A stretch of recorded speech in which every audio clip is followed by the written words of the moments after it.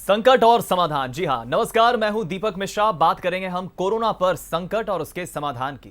Corona एक ऐसी महामारी जो आपके श्वास तंत्र को प्रभावित करता है, क्योंकि इसके प्रमुख लक्षणों में है कि सांस लेने में तकलीफ होना, समस्या होना। अब कोरोना वायरस आपके सांस लेने में आखिर कैसे रुकावट पैदा करता है और क्या सावधानियां हमें रखने की आवश्यकता होगी, दर्शकों के मन में इससे जुड़े तमाम भ्रांतियां, तमाम सवाल खड़े हो रहे होंगे। और आज की हमारी इस खास पेशकश में हम यही चर्चा करेंगे कोरोना पर संकट और उस संकट के समाधान की। सबसे पहले आपको इंट्रोड्यूस करा देते हैं। हमारे साथ पैनल इस वक्त मौजूद है चर्चा करने के लिए बंसल सुपर स्पेशलिटी हॉस्पिटल के साइकियाट्रिस्ट और मनोचिकित्सक डॉक्टर सत्यकांत त्रिवेदी जी। सर, बहुत बहुत स्वागत है आपका। नमस्कार। और डॉक्टर अश्विनी मल्होत्रा, जो कि श्वास रोग विशेषज्ञ हैं, चेस्ट फिजिशियन हैं। सर, आपका भी बहुत बहुत स्वागत है। तो इस चर्चा को हम आगे बढ़ाएं उसके पहले आपको बता दें कि सबसे पहले जो टेलीफोन नंबर स्क्रीन पर आपके फ्लैश हो रहे हैं, आप उन पर कॉल कर सकते हैं और दोनों ही डॉक्टर से आप सीधे सवाल कर सकते हैं। जो भी भ्रांति, जो भी सवाल आपके मन में कोरोना को लेकर खड़ी हो रही है, उत्पन्न हो रही है। सबसे पहला सवाल डॉक्टर सत्यकांत आपसे ही मैं पूछूंगा कि कई सारी भ्रांतियां इस वक्त कोरोना को लेकर तो चल रही है, लेकिन पर्टिकुलर आज हम श्वास संबंधी यानी रेस्पिरेटरी से भी रिलेटेड हम सवाल शामिल करेंगे चर्चा में। सबसे पहला तो ये कि 10 सेकंड तक सांस रोकने वालों को कोरोना वायरस क्या संक्रमित नहीं करता? मुझे लगता है यहाँ पर डॉक्टर अश्विनी मल्होत्रा हमारे साथ हैं, जो कि श्वास रोग विशेषज्ञ हैं। वो इसके बारे में ज़्यादा बेहतर बताएंगे। मैं सर से रिक्वेस्ट करूँगा कि आप इस प्रश्न का उत्तर दें। ये बेसिकली आपकी ब्रीदिंग कैपेसिटी को बताता है। अगर आप 10 सेकंड तक सांस रोक सकते हैं तो ये बहुत अच्छी बात है, पर इसका मतलब ये नहीं कि आपको कोरोना नहीं हो सकता। इसका आपके कोरोना होने या ना होने से कोई संबंध नहीं है। एक भ्रांति डॉक्टर अश्विनी ये भी है कि ये तमाम वीडियो सोशल मीडिया पर वायरल हो रहे हैं और ऐसे में दर्शकों के लिए, आम लोगों के लिए, देशवासियों के लिए यकीन करना मुश्किल भी हो रहा है, चैलेंजिंग भी हो रहा है कि आखिर हम किसकी बात माने और किसकी नहीं। ये जो 10 सेकंड वाला फंडा इस वक्त काफी वायरल हो रहा है, इसे आप जरा विस्तार पूर्वक समझाइए कि आखिर क्या इसकी सच्चाई है। 15 मिनट में गर्म पानी पीने से भी कोरोना वायरस पेट में चला जाता है। इसे रोकने के लिए आप 15 मिनट तक जो है गर्म पानी पिए। इसको लेकर भी कुछ भ्रांतियां। देखिए क्या है, ये गहरी सांस लेना, डीप ब्रीदिंग एक्सरसाइजेज एक बहुत अच्छी चीज़ है। योगा, प्राणायाम हम सब करते हैं, ये अच्छी बात है, करना चाहिए और ये आपकी स्ट्रेंथ को मेंटेन करने में आपकी मदद करता है। पर ये सोच के कि क्या अगर मैं 10 सेकंड तक सांस रोक लेता हूँ तो मुझे कोरोना वायरस का इन्फेक्शन नहीं हो सकता और मैं अपने दूसरे प्रिकॉशंस ना लूँ, तो ये चीज़ गलत हो जाएगी। हमें इसको करने में कोई बुराई नहीं है। आप अपने आप को टेस्ट कर सकते हैं कि हाँ, आपकी ब्रीदिंग कैपेसिटी अच्छी है, तो ये बहुत अच्छी बात है। आपके अंदर एक बेहतर स्ट्रेंथ है, पर इसका मतलब ये बिल्कुल नहीं है कि आपको कोरोना वायरस का इन्फेक्शन नहीं हो सकता। इसका आपके कोरोना वायरस के इन्फेक्शन होने या ना होने से कोई संबंध नहीं है। इस चीज़ को बिल्कुल क्लियर समझ लेना चाहिए। ये आपकी ब्रीदिंग कैपेसिटी को बताती है कि हाँ, आपकी स्ट्रेंथ अच्छी है, ये बहुत अच्छी बात है, लेकिन अच्छी स्ट्रेंथ होने के बाद भी ये इन्फेक्शन हो सकता है। दूसरा जो चीज़ आपने मुझे बोली कि मैंने भी पढ़ा था कि कुछ लोगों ने ये छापा है कि रिकरेंट इस तरह के मैसेजेस आ रहे हैं कि आप थोड़ी थोड़ी देर में गर्म पानी पिएं, गर्म पानी पीने से गले के अंदर जो वायरस है वो क्लीन हो जाएगा, पेट में चला जाएगा, एसिड से उसकी डेथ हो जाएगी, वो मर जाएगा। गर्म पानी पीना एक अच्छी बात है। अगेन, ये सारी चीज़ें जो हैं बुरी नहीं है, पर आपको ये नहीं सोचना है कि ऐसा कर लेंगे तो मुझे कोरोना वायरस का इन्फेक्शन नहीं हो सकता। जो बेसिक प्रिकॉशंस इसको अवॉइड करने के लिए आपको लेने हैं, वो उसके बाद भी लेने हैं। ये चीज़ें ख़राब नहीं हैं, गलत नहीं हैं, पर इनको करने से कोरोना वायरस का इन्फेक्शन नहीं होगा ऐसा नहीं है। ये नहीं सोचना है। कई बार कुछ चीज़ों के साथ हम ऐसा सोच लेते हैं कि ये अगर कर लेंगे तो ये इन्फेक्शन मुझे तो छू नहीं पाएगा क्योंकि मैं इस प्रिकॉशन को ले रहा हूँ।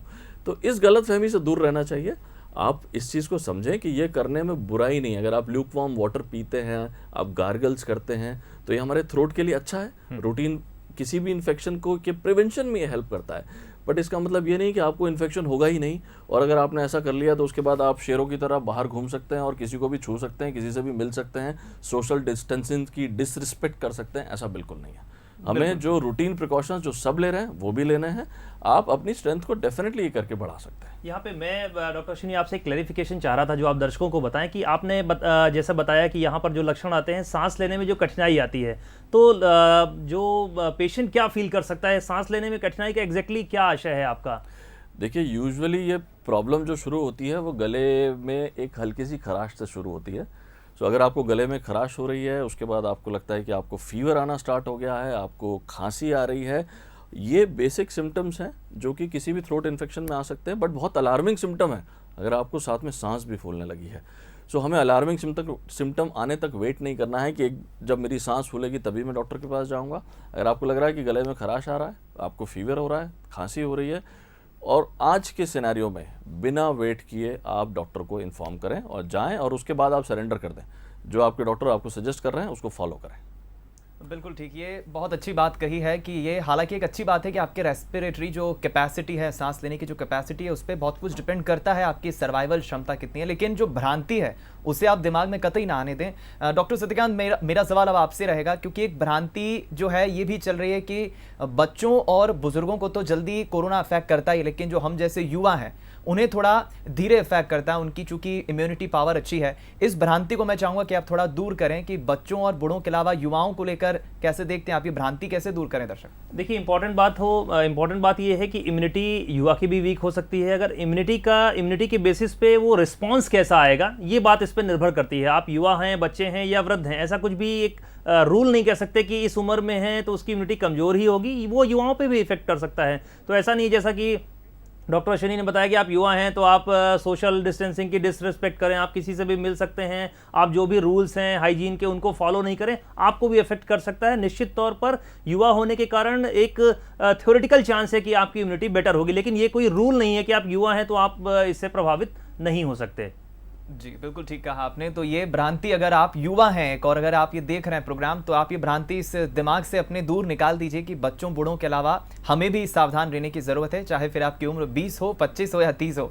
डॉक्टर अश्विनी, मैं आपसे ये जानना चाहूँगा कि क्या मच्छर के काटने से भी कोरोना वायरस हो सकता है? एक भ्रांति ये भी है, इसके कितने चांसेस आप देखते हैं? क्या सावधानी की ज़रूरत है? बिल्कुल भी नहीं हो सकता। मच्छर के काटने से कोरोना वायरस का कोई लेना देना नहीं है। दूसरी डिजीज़ेज़ हैं जो मच्छर के काटने से हो सकती हैं, लेकिन डेफिनेटली कोरोना वायरस इन्फेक्शन मच्छर के काटने से नहीं होता। इसको बिल्कुल भी नहीं सोचना है इसके बारे में। जी, हमारे साथ इस वक्त एक कॉलर जुड़ गई हैं सूरत से, अंकिता पांडे जी। अंकिता जी, अपना सवाल पूछिए। जी सर, नमस्कार। मेरा नाम अंकिता पांडे है। मेरा क्वेश्चन ये है कि कोरोना और सूर्य के तापमान से संबंध है क्या? जिस तरह कहा जा रहा था ना कि सूर्य का जो बढ़ता तापमान है वो कोरोना को कमजोर कर सकता है। अंकिता जी, मुझे जिस तरह से हम अभी इस वायरस के प्रोग्रेशन को देख रहे हैं, इसका बहुत ज़्यादा टेम्परेचर से संबंध नहीं समझ में आ रहा है। जैसे जैसे गर्मी बढ़ती जा रही है, पर इसके इन्फेक्शन के स्प्रेड को अभी बहुत इस पे रोक नहीं लग पाई है। सो समझ में यही आ रहा है कि इसका बहुत ज़्यादा टेम्परेचर से लेना देना नहीं है। बहुत सारी कंट्रीज़ ऐसी हैं जो हमसे भी गर्म है, हमारे देश से भी ज़्यादा टेम्परेचर है, वहाँ पे भी कोरोना के इन्फेक्शंस हुए हैं और वो फैल रहे हैं। सो ये एक्सपेक्ट करना है कि ये टेम्परेचर से टाइम के साथ ये ख़त्म हो जाएगा, ये मुझे लगता है गलत होगा। हमें अपने प्रिकॉशंस को मेंटेन करना है। चांसेस थोड़े से कम लगते हैं कि गर्मी बढ़ जाने से इसका संक्रमण ख़त्म हो जाएगा। डॉक्टर अश्विनी, मैं इस क्वेश्चन में और एक्सटेंशन चाहता हूं कि आप ये बताएं कि क्या ट्रांसमिशन पर भी टेम्परेचर का कोई इफेक्ट नहीं होगा? जो ट्रांसमिशन है, एक तो वायरस की लाइफ या उसकी लाइफ साइकिल को टेम्परेचर अफेक्ट कर सकता है, दूसरा क्या उसके ट्रांसमिशन पे भी टेम्परेचर का कोई इफेक्ट नहीं होगा फ्रॉम सरफेस? जो सतह है, जैसे मैंने कोई हैंडल छुआ वो इन्फेक्टेड है, या कार के गेट हैं, या वहां पे टेम्परेचर का कुछ इफेक्ट पड़ सकता है? सत्यकांत, इसको दूसरे डायरेक्शन से सोच सकते हैं कि गर्मी होने से चीज़ों की ड्राइंग बहुत फास्ट हो जाएगी। जैसे थोड़ा सा वेट एनवायरनमेंट होता है, मॉइस्ट एरियाज होते हैं, वहाँ पे डेफिनेटली वायरस का सर्वाइवल ज़्यादा होगा। जैसे हैंडल्स हो गए, जो आपने सरफेसेस या सतह बोली, पर कहीं ना कहीं गर्मी में उसका ड्राइंग फास्ट हो जाएगा। तो ये मेरा एक थ्योरेटिकल थॉट है कि प्रोबेबली वायरस का सर्वाइवल उन सतहों पे कंपैरेटिवली कम होना चाहिए। टेम्परेचर से शायद ये एक फ़ायदा ज़रूर हो सकता है, बट इन जनरल टेम्परेचर बहुत हमारी मदद कर नहीं रहा है। जी, और इस वक्त हमारे साथ एक कॉलर जुड़ गए हैं, अनुराग जी फोन लाइन पर। जी अनुराग, अपना सवाल पूछे। कहाँ से बोल रहे हैं आप? जी, मैं अनुराग जैन बोल रहा था, इंदौर से। जी, अपना सवाल पूछिए। जी साहब, तो आप ही देख ही रहे हैं साहब कि इंदौर का माहौल थोड़ा सा ज्यादा इन्फेक्टेड चल रहा है। मैं पिछले 1 महीने से जॉइंटिस में हूँ और मेरा बिलिरुबिन जो है वो 11 पॉइंट तक गया था। थोड़ा सा घबराहट है मन में कि इस प्रकार की सावधानी बरतना चाहिए, क्योंकि दवाई लेने बाहर जाना पड़ रहा है और मतलब थोड़ी सी घबराहट है मन में। डॉक्टर अश्विनी बता पाएंगे इसका जवाब? डेफिनेटली आपको ध्यान रखने की ज़्यादा ज़रूरत है, चूँकि आपको ऑलरेडी एक अंडरलाइंग डिजीज़ है, कहीं ना कहीं किसी न किसी डिजीज़ के चलते आपका ये बिलिरुबिन बढ़ा हुआ है जो लगभग 11 पहुंच गया है। सो किसी भी अंडरलाइंग, जिसको भी कोई और अंडरलाइंग डिजीज़ है, वहाँ इम्यूनिटी कॉम्प्रोमाइज़ हो रही है। सो प्रिकॉशंस लेने की जो रिक्वायरमेंट है वो बढ़ जाती है। बाहर जाना पड़ रहा है, दवाइयाँ लेना पड़ रहा है, तो उसमें तो मैं आपको स्पेसिफिक रिक्वेस्ट करूँगा कि आप अवॉइड करें। आप रिक्वेस्ट करें अपने किसी फैमिली मेम्बर से कि वो जाएं। ये मुझे ऐसा लग रहा है कि आज की डेट में जो मेडिकल स्टोर्स हैं जहाँ पे लोग जा रहे हैं और कॉमन पॉइंट ऑफ कॉन्टैक्ट्स जो हैं, ये भी सोर्स ऑफ स्प्रेड हो सकते हैं जो कि दिख नहीं रहे हैं। सो ऐसे कोई भी कॉमन प्लेसेस पे जहाँ पे पॉसिबली कोई और भी आ रहा है, वहाँ पे तो डेफिनेटली आपको जाना अवॉइड करना चाहिए। आपके जो भी गैस्ट्रोएंट्रोलॉजिस्ट आपको ट्रीट कर रहे होंगे, उनका जो भी ट्रीटमेंट चल रहा है, जिस भी रीज़न की वजह से आपका बिलिरुबिन इतना बड़ा है, वो टाइम के साथ सेटल होने के लिए जो भी वो ट्रीटमेंट दे रहे हैं, आप उसको फॉलो करें। यहाँ पर अपने प्रिकॉशंस डेफिनेटली किसी भी नॉर्मल पर्सन से आपको बहुत हाई लेवल पर रखने पड़ेंगे। आप देखिए कि आप जितना किसी भी कॉमन प्लेस या कॉमन सर्फेसिस को अवॉइड कर सके अवॉइड कीजिए, क्योंकि पॉसिबिलिटी ऑफ सेकेंडरी इन्फेक्शन सबको है, आपको होगी तो प्रॉब्लम किसी रूटीन इंसान से ज़्यादा हो सकती है। चलिए, यहाँ एक और कॉलर हमारे साथ फोन लाइन पर जुड़ गए हैं, भोपाल से योगराज सिंह जी। जी युगराज जी, आप पूछिए अपना सवाल। सुन पा रहे हैं? नमस्कार जी जी, सवाल पूछिए। बोलो। मेरा क्वेश्चन है कि यदि जैसे नॉन कोविड रिलेटेड जो अर्जेंसीज हैं उनको लेकर यदि हमें हॉस्पिटल विजिट करना है तो जनरली क्या प्रिकॉशंस लेने चाहिए आज की सिचुएशन को देखते हुए? जी डॉक्टर अश्विनी क्या कहेंगे? So non Covid related emergencies में हॉस्पिटल्स के अंदर आप डेफिनेटली विजिट कर सकते हैं। प्रिकॉशंस यही लेना है कि अपनी हैंड वॉशिंग को जितना फ्रीक्वेंट रख सकें, किसी भी कॉमन सरफेस को टच ना करें। जाने से पहले आप अपना मास्क डेफिनेटली लेकर चलें, अपने पास रखें। कहीं भी एंटर करने से पहले आप मास्क पहनें, यही मोस्ट इंपॉर्टेंट है, क्योंकि हॉस्पिटल इटसेल्फ एक इन्फेक्टिव एनवायरनमेंट हो सकता है। लेकिन गवर्नमेंट ने बहुत बढ़िया अरेंजमेंट्स किए हुए हैं। Covid hospitals and non Covid hospitals को उन्होंने डेफिनेटली सेपरेट किया हुआ है, ताकि इस तरह के कॉम्प्लिकेशंस नॉन कोविड इमरजेंसीज वाले पेशेंट्स को ना हो। सो आप नॉन कोविड इमरजेंसीज के लिए एक नॉन कोविड हॉस्पिटल में ही जाएंगे जहां chances of spread definitely come है। लेकिन आप अपने प्रिकॉशंस पूरे लें, आप अपना मास्क पहने, जाने से पहले हाथ धोएं, वहाँ किसी भी कॉमन सरफेस को टच ना करें जहाँ पे किसी और पेशेंट ने हाथ लगाया हो, और वापस आने के बाद भी हैंड वॉश करें। सो यहाँ पे दो चीज़ें ही मेन है, हैंड वॉश एंड मास्क। बिल्कुल, ये प्रिकॉशंस बरतने की ज़रूर यहाँ पर आवश्यकता है। डॉक्टर अश्विनी, एक यहाँ पर सवाल ये भी खड़ा होता है कि क्या विटामिन सी या फिर लहसुन का भी इस्तेमाल करने से कोरोना से बचा जा सकता है? क्योंकि लहसुन की प्रवृत्ति की हम बात करें काफ़ी गर्म होता है, ये भी एक भ्रांति है। राइट, तो दीपक जी दोनों चीज़ें बहुत अच्छी हैं। विटामिन सी भी बहुत बढ़िया चीज़ है, लहसुन बहुत बढ़िया चीज़ है, हमारी जनरल हेल्थ को बिल्डअप करने में ये एक बहुत बढ़िया चीज़ है। बट अगेन, जैसे मैंने पहले आपको बताया था कि इसको ले लेने से आप कोरोना से बच जाएंगे या आपको ऐसा कोरोना का वायरस का इन्फेक्शन हो ही नहीं सकता, ऐसा नहीं है। आपकी इम्यूनिटी बिल्डअप करेगा और ये चीज़ें लें, डेफिनेटली लें, इसमें कोई नुकसान नहीं है।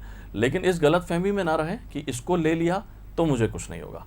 आपको ये चीज़ें लेने के बावजूद भी इन्फेक्शन होने की संभावना है, और उस सच्चाई के साथ ही इसको लें। आपको अपने दूसरे प्रिकॉशंस खत्म नहीं करने हैं। बिल्कुल, एक अच्छी इम्यूनिटी के लिए लहसुन का उपयोग बहुत किया बढ़िया जा चीज़ सकता है। बहुत सारी चीज़ें हैं खाने की जिन लोगों को सजेस्ट किया जाता है, आप सब लें, उसमें बिल्कुल। कोई बुराई नहीं है। हम उस पर भी चर्चा करेंगे कि और ऐसे कौन से हम डेली फूड्स में शामिल कर सकते हैं जो कि हमारी इम्यूनिटी को बढ़ाएं। इस वक्त हमारे साथ एक कॉलर रायगढ़, छत्तीसगढ़ रायगढ़ से गरिमा शर्मा जी फोन लाइन पर जुड़ गई। जी गरिमा, स्वागत है आपका, सवाल पूछिए अपना। हाँ जी सर, गुड इवनिंग सर। मुझे ये पूछना था कि मेरी 3 मंथ की बेबी है, तो उसको एक इन्फेक्शन का कितना रिस्क है, या वो इन्फेक्शन से फ्री है, और उसको सेफ रखने के लिए और मैं क्या क्या कर सकती हूँ? देखिए, उसको भी इन्फेक्शन का रिस्क उतना ही है जितना किसी और को है। और आप बिल्कुल अपने घर से बच्ची को बाहर ले जाना अवॉइड करें, और यहाँ रिस्पॉन्सिबिलिटी आपके ऊपर है कि आप अवॉइड करें घर से बाहर निकलना, क्योंकि वो इन्फेक्शन डायरेक्टली नहीं पकड़ेगी, उसको इन्फेक्शन प्रॉबेबली आपके थ्रू ही जाएगा। सो आप ध्यान रखें कि ये इन्फेक्शन आपको ना हो। आप जितना घर पे अपने आप को आइसोलेट करके रख सकते हैं आइसोलेट करके रखें। ब्रेस्ट फीडिंग डेफिनेटली आप करती होंगी बच्चों को, और वो बहुत अच्छी चीज़ है। बच्चे की इम्यूनिटी डेवलप करने के लिए फीडिंग बहुत इंपॉर्टेंट है, वो ज़रूर करें। किसी तरह से आपको इन्फेक्शन ना हो, बस इतना ध्यान रखें। चलिए, यहाँ एक सवाल डॉक्टर अश्विनी ये भी खड़ा होता है, बहुत से दर्शक ये ज़रूर जानना चाहेंगे, यहाँ अलग अलग जो टेस्ट हो रहे हैं कोरोना को लेकर उसके प्रोसीजर अलग हैं। एक ब्लड टेस्ट के जरिए हो रहा है, एक रॉड होती है जो गले के अंदर डाली जाती है, एक थर्मल स्कैनर के जरिए भी हो रहा है। इन सभी में से कारगर कितना है, इसकी वैलिडिटी की हम सत्यता की बात करें तो कितनी इसकी सत्यता है, और क्या थर्मल स्कैनर से कोरोना वायरस का पता चल जाता है, क्या प्रोसीजर रहती है? राइट, तो ये थर्मल स्कैनर केवल टेम्परेचर नापने की मशीन है, ये कोरोना वायरस के इन्फेक्शन को नहीं बताती है। आपने जगह जगह देखा होगा कि सर के पास एक मशीन लगाई जाती है और फिर उसमें कुछ चेक किया जाता है, तो वो केवल और केवल नॉन टच टेक्निक, बिना छुए टेम्परेचर नापने की मशीन है, जो एक जस्ट एक मेजर है समझने का कि किसी को बुखार तो नहीं है, ताकि उसको सेपरेट किया जा सके, उसको रूटीन पेशेंट के साथ मिक्स ना किया जा सके, उसको सेपरेटली एग्जामिन किया जा सके। वो कोरोना वायरस से उसका कोई लेना देना नहीं है। इसमें बेसिकली नाक और गले का स्वैब लिया जाता है, जो हमारे नाक के अंदर जो हमारी म्यूकस मेम्ब्रेन है और गले में पीछे की जो दीवार है उस पर जो म्यूकस मेम्ब्रेन है, ये मोस्ट कॉमन साइट्स होती हैं जहाँ पे ये वायरस सबसे पहले आता है। सो इन दीवारों के ऊपर वो स्वैब टच किया जाता है और उसको एक टेक्निक होती है PCR टेक्निक, जिससे टेस्टिंग की जाती है, और वही इस समय अवेलेबल एक टेक्निक है जिससे इसकी टेस्टिंग की जा रही है।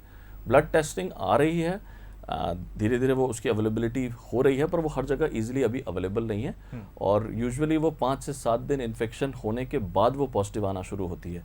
लेकिन ये जो टेस्टिंग होती है जिसमें हम PCR टेस्टिंग, जिसमें हम वो जो रॉड्स जो आप बता रहे थे उसके थ्रू गले के पीछे की दीवार से स्वैब लिया जाता है, उसमें पॉजिटिविटी जल्दी आती है। बहुत अच्छे से आपने जवाब दिया और मेरी भी भ्रांति दूर हो गई। एक कॉलर और हमारे साथ उज्जैन से इस वक्त जुड़ गए, विमल शर्मा जी। जी विमल जी, अपना सवाल पूछिए। जी, मेरा सवाल अश्विनी जी से है। डॉक्टर साहब, मैं ये जानना चाह रहा हूँ कि पिछले 8-10 दिनों से मुझे सांस लेने में थोड़ी दिक्कत आ रही है। मतलब ऐसा लग रहा है कि नोस्ट्रिल एक तरफ की चल नहीं रही है। कोई बुखार नहीं है, किसी तरह का कोई कफ वगैरह नहीं है, खांसी नहीं है, तो क्या कोई घबराने वाली बात है? क्या कुछ कोविड के सिम्टम्स इसमें दिख रहे हैं क्या आपको? देखिए, आपको 8 दिन से अगर सांस फूल रही है तो आपको डेफिनेटली अपने आप को एग्जामिन कराना चाहिए। ज़रूरी नहीं है कि बहुत ही डिफाइंड रूप में इन्फेक्शन आएगा, इन्फेक्शन किसी भी रूप में प्रेजेंट कर सकता है, उसका जो सीक्वेंस है वो कभी चेंज भी हो सकता है, और ये रूटीन एक एलर्जिक प्रॉब्लम की वजह से भी सांस फूल सकती है। हमारे को ब्रोंकाइटिस हो जाता है, टेम्परेचर चेंज हो रहा है, गर्मी आ रही है, चेंज ऑफ टेम्परेचर से ब्रोंकाइटिस बहुत कॉमन प्रॉब्लम है। तो डरना नहीं है कि ये कोरोना ही होगा, लेकिन आपको डेफिनेटली अपने किसी ना किसी डॉक्टर के पास जाके ये चीज़ बतानी चाहिए, अपना एक्सरे कराना चाहिए, और आपके डॉक्टर आपको एग्जामिन करके आपको क्लियरली बता पाएंगे कि एग्जैक्टली क्या कारण है सांस फूलने का। सांस फूलने के बहुत कारण हो सकते हैं, ज़रूरी नहीं है कि यही इन्फेक्शन जिसको अभी अपन डिस्कस कर रहे हैं यही कारण है। तमाम रीजंस की वजह से सांस फूल सकती है, तो दूसरे रीजंस के बारे में भी सोचना पड़ेगा। तो उसके लिए आप डेफिनेटली अपने किसी ना किसी डॉक्टर के पास जाएँ, एग्जामिन कराएँ, और उसको इग्नोर ना करें, क्योंकि 8 दिन से सांस फूल रही है उसको इग्नोर नहीं करना चाहिए। यहाँ एक और कॉलर हमारे साथ छत्तीसगढ़ के बिलासपुर शहर से फोन लाइन पर जुड़ गए, राकेश जी। सवाल पूछिए अपना Rakesh ji.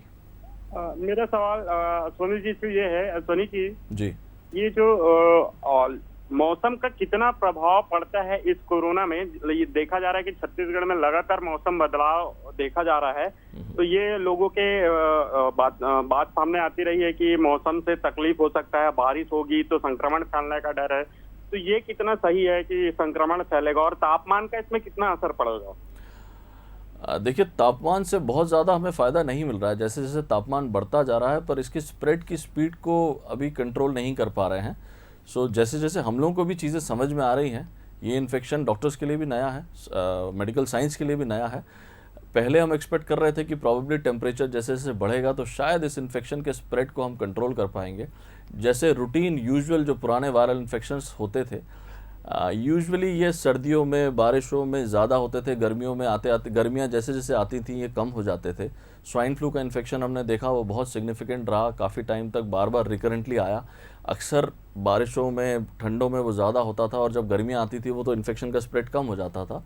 But same picture हमें अभी कोरोना वायरस में नहीं दिख रही है। सो बहुत ज़्यादा टेम्परेचर का इफ़ेक्ट इसके अगेंस्ट नहीं जा रहा है। बढ़ते टेम्परेचर से हमें बहुत फ़ायदा नहीं मिल रहा है, इसका स्प्रेड अभी भी सिग्निफिकेंट है। तो हमारे प्रिकॉशंस में कोई कमी नहीं आनी चाहिए। टेम्परेचर बढ़ रहा है पर ये हमारी हेल्प नहीं कर रहा है। सो अभी भी सिग्निफिकेंट लेवल पे ये इन्फेक्शन स्प्रेड हो रहा है। तो हमें अपने कंट्रोल को, जिस तरह से हम लोग अभी कंट्रोल कर रहे हैं, लॉकडाउन में हैं, प्रिकॉशंस ले रहे हैं, उसको डेफिनेटली कंटिन्यू करना है। यहाँ हमारे साथ एक और कॉलर भोपाल से जुड़ गए हैं और हम उनका नाम नहीं बता सकते, वो खुद एक कोरोना भी पेशेंट हैं। जी सर, अपना सवाल पूछिए।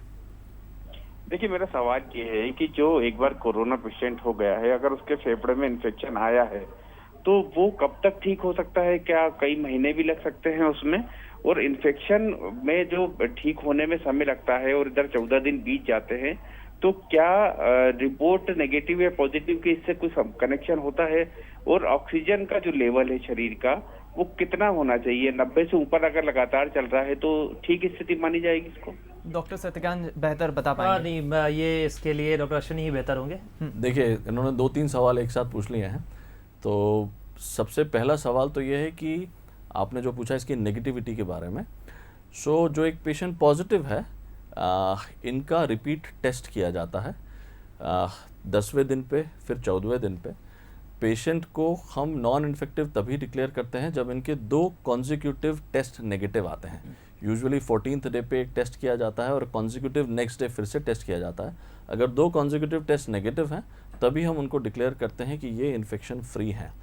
बट डिस्पाइट दैट एक सजेशन दिया जाता है सभी को, जो लोग डिस्चार्ज हो रहे हैं, कि कम से कम उसके बाद भी 2 हफ्ते तक वो अपने घर में रहें, ताकि इसके फर्दर स्प्रेड को या फिर रीअकरेंस के चांस को हम अवॉइड कर सकें, फिर किसी के टच में ना आए। यूजुअली इस टाइम तक जब आपके जो PCR टेस्टिंग नेगेटिव होती है, आपकी बॉडी में एंटीबॉडीज़ बन जाती हैं और एंटीबॉडीज़ बनने के बाद रिपीट इन्फेक्शन होने के चांसेस डेफिनेटली बहुत कम हो जाते हैं। बट प्रिकॉशंस का लेवल कम नहीं करना है। डिस्चार्ज होने के बाद भी कम से कम 2 हफ्ते तक घर के अंदर रहना है, आइसोलेशन में रहना है। ऑक्सीजन लेवल का जो सवाल आपने पूछा, तो normal oxygen level 95% and above होता है। अगर उससे कम ऑक्सीजन है तो oxygen therapy, oxygen support definitely दिया जाता है। और वो जब तक आपका ऑक्सीजन लेवल बिना ऑक्सीजन के 95% के ऊपर नहीं आ रहा है तो आपको ऑक्सीजन सपोर्ट लेना चाहिए। आपको अपने लंग्स को रेस्ट देना चाहिए। लंग्स का काम होता है बॉडी को ऑक्सीजन देना, शरीर से कार्बन डाइऑक्साइड बाहर निकालना। कहीं ना कहीं कोरोना वायरस अगर आपके लंग्स को इन्फेक्ट कर रहा है तो ऑक्सीजनेशन की प्रोसेस अफेक्ट होने लगती है। तो आर्टिफिशियल ऑक्सीजन सपोर्ट के लिए इसीलिए दिया जाता है क्योंकि आपका ऑक्सीजन लेवल फॉल हो रहा है। अगर आपका 90, 91, 92 ऑक्सीजन परसेंटेज चल रहा है, जो कि आप इस छोटी सी मशीन जैसे पल्स ऑक्सीमीटर कहते हैं उससे चेक करते हैं, तो आपको ऑक्सीजन सप्लीमेंटेशन लेना चाहिए। और वो आपके डॉक्टर की सलाह पे, आप डेफिनेटली कहीं ना कहीं एडमिट होंगे और वहाँ पे आपके डॉक्टर ने ही आपको सजेस्ट किया होगा, तो वो एक बहुत ही वैलिड सजेशन है।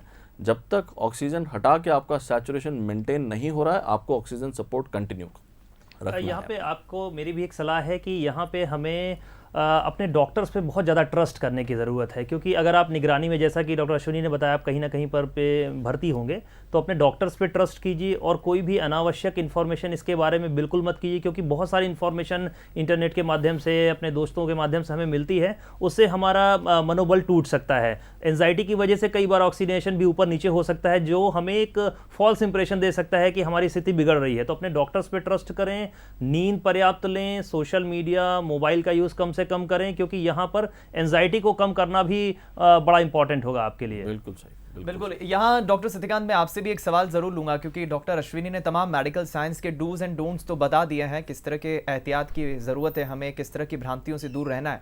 लेकिन एक बड़ा सवाल यहाँ पर, मेंटली चैलेंज भी हमें तैयार रहना होगा। फिजिकली नो डाउट हम एहतियात बरत रहे हैं, लेकिन घरों में कैद, लॉकडाउन का सामना कर रहे लोग, एक जो डर का माहौल उनके भीतर है। तो मैं चाहूँगा आप भी इस पर एड ऑन प्रतिक्रिया दें कि वो आखिर इस डर के साए से कैसे निकले और कैसे मेंटली अपने आप को तैयार रखें इस लॉकडाउन के लिए, इस पूरी महामारी के लिए। देखिए, बंसल न्यूज़ के माध्यम से मैं जो लोग भी लॉकडाउन में हैं, मैं ये कहता हूं कि ये आपकी पर्सनालिटी का टेस्ट है, आपके चरित्र की परीक्षा है, आपके व्यक्तित्व की परीक्षा है। तो यहाँ पर काफ़ी धीरज रखिए। कई लोगों को मैं देख रहा हूँ, मेरे पास फ़ोन कॉल्स आ रहे हैं, जिनमें जो एक वर्ज पे थे कि उन्हें मेंटल इलनेस हो सकती है, एंजाइटी या डिप्रेशन की, उनमें ये लक्षण बढ़ रहे हैं। तो सबसे इंपॉर्टेंट बात यह है कि इसके बारे में अननेसेसरी इंफॉर्मेशन बिल्कुल मत लें, अफवाहों से बचें। ये सबसे इंपॉर्टेंट बात है।